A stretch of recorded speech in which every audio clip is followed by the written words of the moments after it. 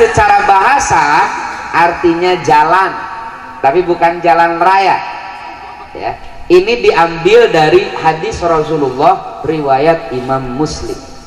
Man sanna fil islami sunnatan hasanatan. Ada sunnah kan? Siapa orang yang membuat jalan baru di dalam Islam yang baik, maka dia akan mendapatkan pahala. Makna sunnah di dalam hadis itu lugawiyah, artinya jalan, tradisi, kebiasaan. Tapi kita lewat saja. Yang kedua, makna secara syar'i dalam tataran istilahi. Di dalam hajana Islam, paling tidak kita akan menemukan 4 disiplin ilmu yang concern, yang fokus tentang makna sunnah. Kita akan cek makna sunnah di dalam kalimat ahlus sunnah wal jamaah. Sunnah yang mana? Ngarah ketimpang tindih Pak. Pertama, ada sunnah menurut ulama fikih.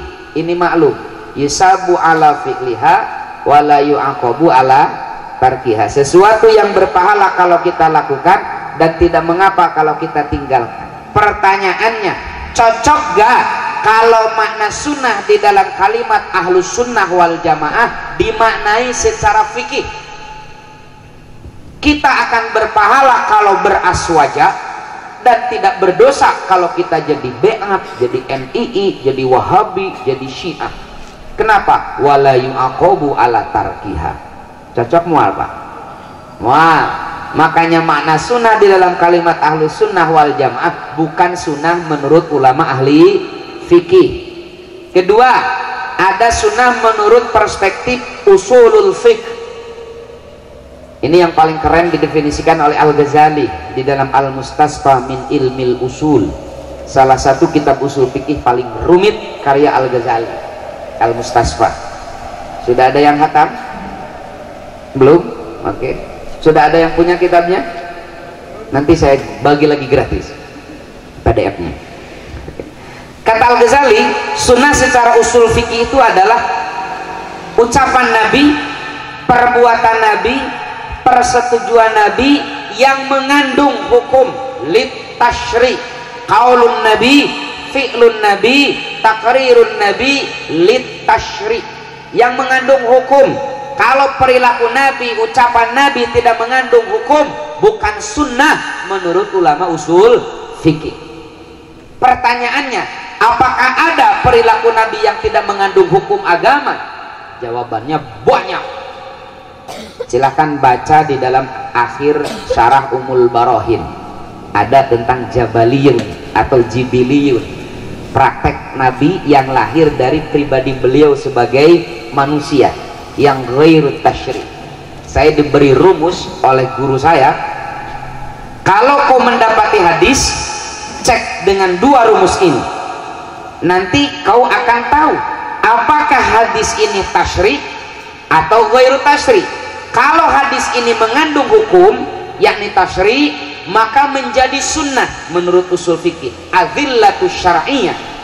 Kalau hadis ini tidak mengandung hukum, maka itu hanya informasi saja, dan mayoritas ulama mengatakan tidak ada anjuran mengikuti perilaku Nabi yang ghairu tashri. Rumus yang pertama, kalau perilaku Nabi itu tidak dilakukan hanya oleh Nabi dan kaum muslimin saja, tapi dilakukan oleh mayoritas masyarakat pada saat itu, baik muslim ataupun non muslim, maka sudah dipastikan itu ghairu tashri, tidak mengandung hukum. Mana hadisnya? Contoh hadis riwayat Imam Abu Daud. Kata Nabi, fasluma baina amamatina wa amamatil kuffar al-qulan suwa. Bedanya udeng kita, kalau di Garut udeng atau benok? Benok. Nah, bedanya benok kita dengan benok orang kafir, kata Nabi, ada kupiah di dalam. Berarti yang pakai benok pada zaman Nabi lain Nabi jeung para sahabat unggul, Abu Jahal, Abu Lahab, dan abu-abu yang lain pakai benok Pak. Laras deh. Kata Nabi jelas bedana benok orang jeung benok orang kafir. Berarti orang kafir ge make benok. Makanya make benok ghairu tashri. Ya, moal menang pahala. Kenapa? Orang kafir ge make benok eta mah tradisi. Paham Pak? Jadi bapak ibu neng ulah ka bawanya ulah serat, ulah gaduh anggapan memakai benok teh ulama besar.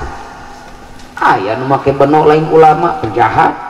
Kok di film Dragon Ball si Raja Piccolo make benok lain ulama penjahat kan? Paham?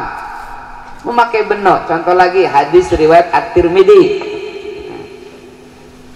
Pakaian yang aku sukai adalah gamis, kata Nabi.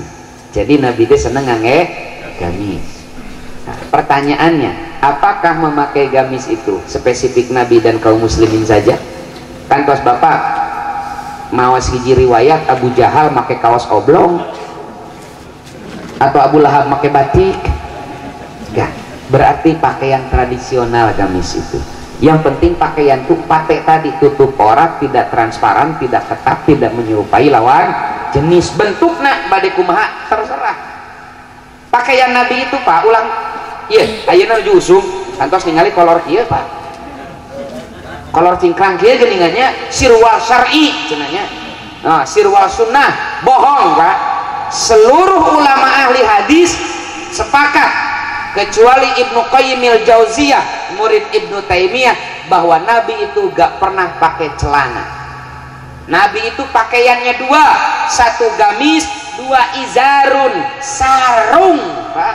Sok na Sahih Bukhari, man jarra izarohu, tinggal teksnya.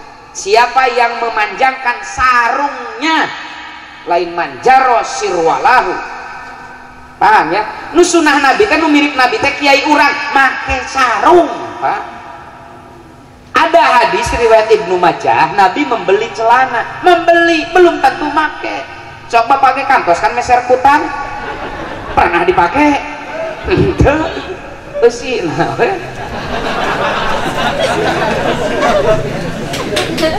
ini penting agar masyarakat tidak mudah tertipu dengan penampilan Pak.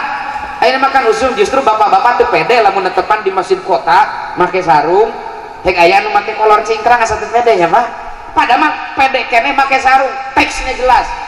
Ya, lamun urang rek emosi gitu kan. Sok kiai kita pakai sarung mah gitu kan. Manjaro izaru. Pakaian Nabi itu satu gamis, dua sarung. Nabi gak pernah pakai celana menurut kepercayaan kesepakatan ulama ahli hadis. Ulama ahli hadis catat, baik ulama ahli hadas. Beda saeutik eta teh. Ya. Pakai sarung matak sing pede lah ngangge sarung.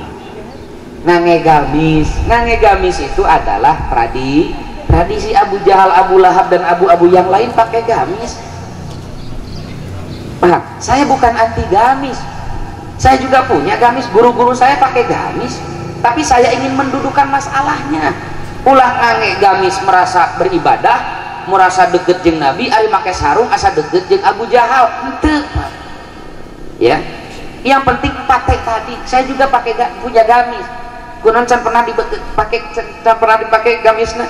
Lain naon, teu pantes, Pak. Sok mah nya pernah dia make gamis, Pak. Meureun kala jiga siraru. Iya, gitu sarung betah gitu kan, bisa diangun tepan sofa, ya. Lamun keur tiris bisa dipakai salimut, Pak. Lamun keur parasmanan aya bekeleun bisa dipakai.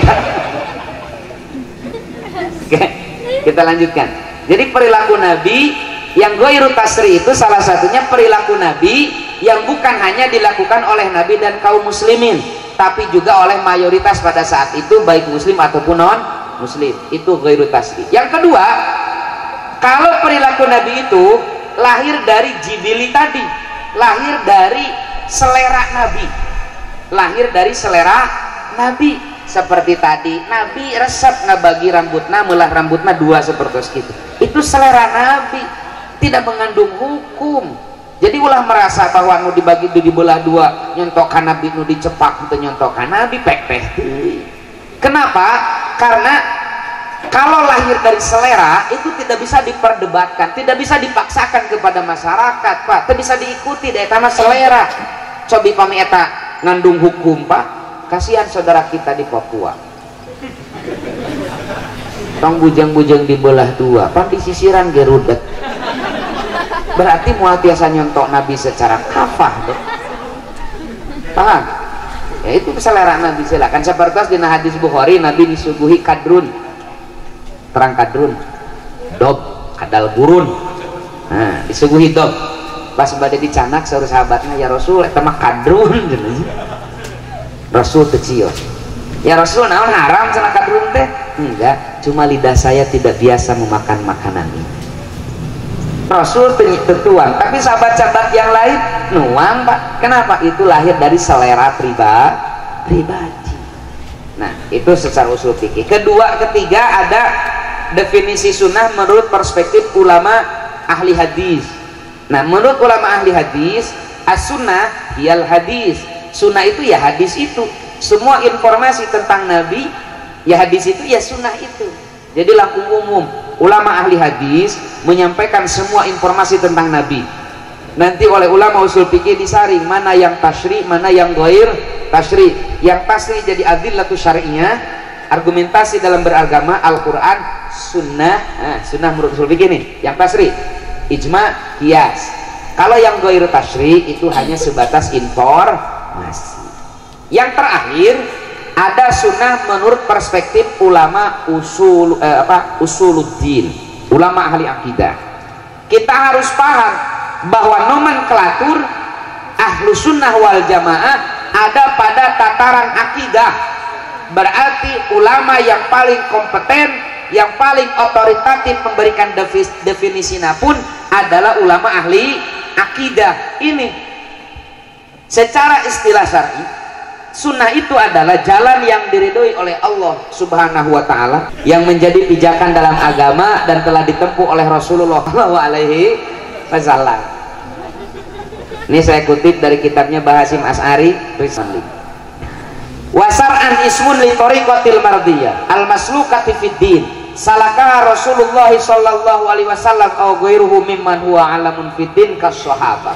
Jadi barometer ahlus sunnah itu Pak, bukan di jenggot, bukan di celana, bukan di gamis, tapi barometer ahlus sunnah itu di dalam at-tariqatul mardiyah, pola pikir, jalan hidup, keyakinan yang diridhoi oleh Allah Subhanahu wa ta'ala. Yang keyakinan itu, pola pikir itu, jalan hidup itu telah diikuti oleh Nabi, dilanjutkan oleh para sahabat, dan dilanjutkan sampai kita oleh para ulama. Jadi barometernya adalah at-tariqatul mardiyah, pola pikir, keyakinan yang diridhoi oleh Allah Subhanahu wa ta'ala. Lain di gamis ahlus sunnah teh, lain di akhi ukhti. Mana usumnya akhi ukhti jika nate berpahala lamun manggil akhi, lamun manggil akang mah henteu. Padahal Abu Jahal manggil Abu Lahab teh akhi Pak. Sumpah Pak, mual bro, mual Pak, ya akhi, karena bahasa Arab ya. Saya bukan anti bahasa Arab, udah ngaji ngapoy bahasa Arab Pak, di logatan Pak. Kita ingin mendudukan mana agama, mana budaya, mana agama, mana tradisi. Islam turun di Arab, iya. Al-Quran bahasa Arab, iya. Hadis bahasa Arab, iya. Dalam Rasulullah orang Inggris maku bahasa Inggris. Paham ya? Itu ulas-ulas kabeh di Arab-Arabkeun Pak. Jika nu berpahala we akhi uhti sarua-sarua kene jeung akang, encep, ujang, neng. Ya. Ini makan usul antum, anti, anta, anda we atulah gitu kan. Da urang mah hirup di Indonesia gitu kan. Oke. Jadi barometer ahlus sunnah teh catat sanes dina penampilan, tapi dina akidah.